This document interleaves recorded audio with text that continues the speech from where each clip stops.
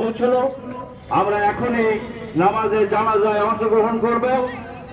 একজন প্রখ্যাত আলেম জনাব মামুনুল হক সাহেব আপনাদের সামনে কিছু বক্তব্য রাখবে। এখন আপনারা যারা এখনো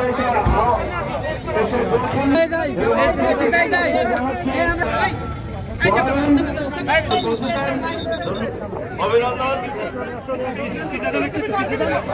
দূরে যান, দূরে যান, একটু দূরে যান। কফিনির ওই জায়গা দেখ, দাদা জানে শানে, রনিদা জানে।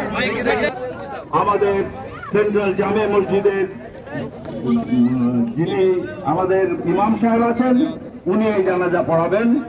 এবং আপনারা যারা এখনো এসে পৌঁছননি, মেহেরবানি করে আপনারা এই জানাজায় অংশগ্রহণ করবার জন্য দ্রুত।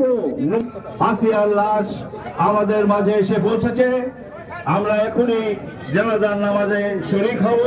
আমাদের ছোট ভাই জনাব রবিউল ইসলাম নয়ন, যিনি প্রথম থেকে এই আসিয়ার চিকিৎসায় তার সর্বোচ্চ তার পাশে ছিলেন, তার পরিবারের পাশে ছিলেন।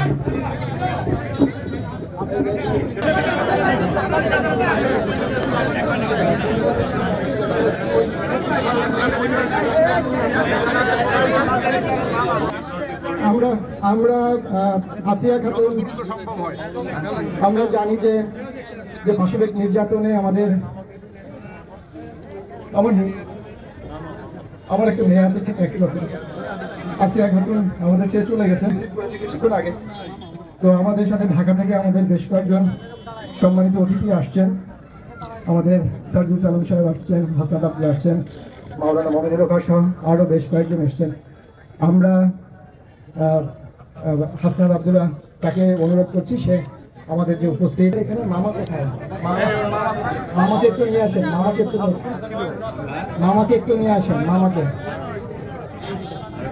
আমরা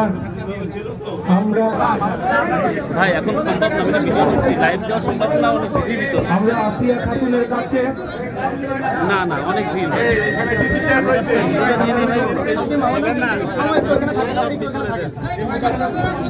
এখন জানাজা এখানে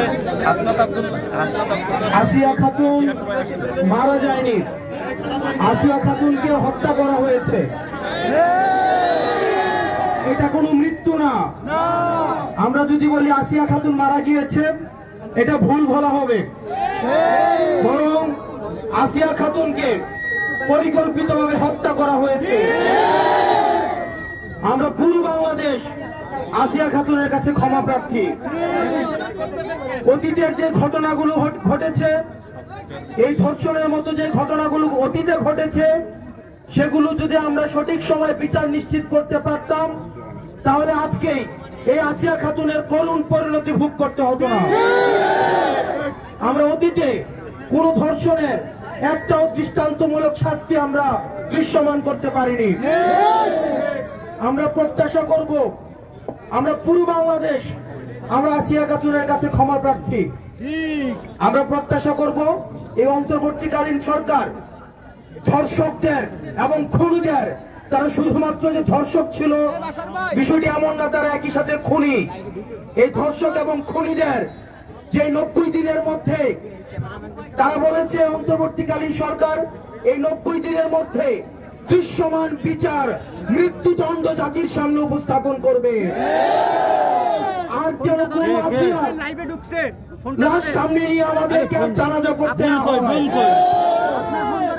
আমরা আসিয়ার কাছে সারা বাংলাদেশ আমরা প্রতিজ্ঞা করছি, আমরা পারিবারিক এই যে ডোমেস্টিক ভায়োলেন্স, এই শত আসিয়া বিবৃতিতে কেটে যায়। এই যে পারিবারিক ভাবে যে ডোমেস্টিক ভায়োলেন্সের শিকার যে নারীরা হচ্ছে, আমরা আপনাদের কাছে অনুরোধ করব, আপনারা মুখ খুলবেন এবং আমরা প্রতিজ্ঞাবদ্ধ, আমরা এই ধরনের আর নৃশংসতা এগুলোর আর পুনরাবৃত্তি ঘটাতে আমরা আর দিব না।